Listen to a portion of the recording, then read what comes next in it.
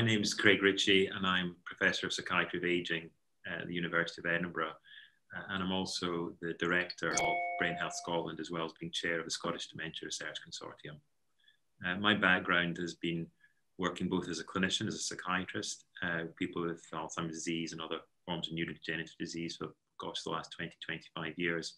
And at the same time working almost, 50-50 with my academic work, which initially started with clinical trials, but it has, I guess, maybe in some ways changed also into a more sort of public health policy, epidemiological approach to some of the issues we're facing, particularly around midlife risk of dementia.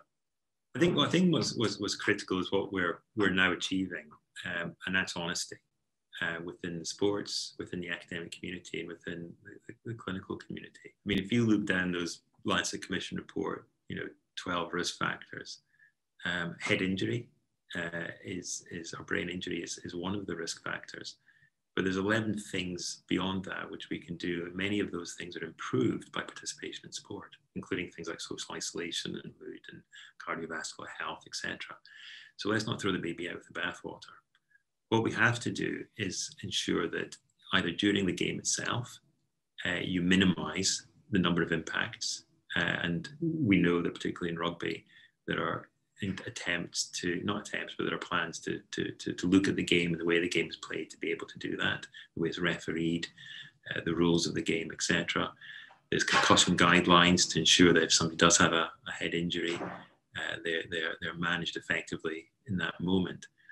The area I'm particularly interested in, of course, is that after an individual retires from the game or from sport, that they're given all the assessment and the risk profiling, if you like, that ensures that even if they have, during the game, sustained head injuries or headed a football too many times or fallen off a horse too many times, or whatever it might be, you can still mitigate that risk by improving the other 11 risk factors, 12 if you include sleep.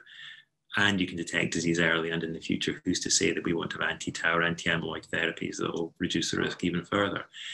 All of that is only possible if people are honest with each other and recognize that there are issues, and we have to do all that we can to minimize the number of impacts during the game, and thereafter, if the impacts have happened, how can you manage them afterwards? So primary and, dare say, secondary prevention. Colin Masters. I worked with Colin between 97 and 2000, and he inspired me.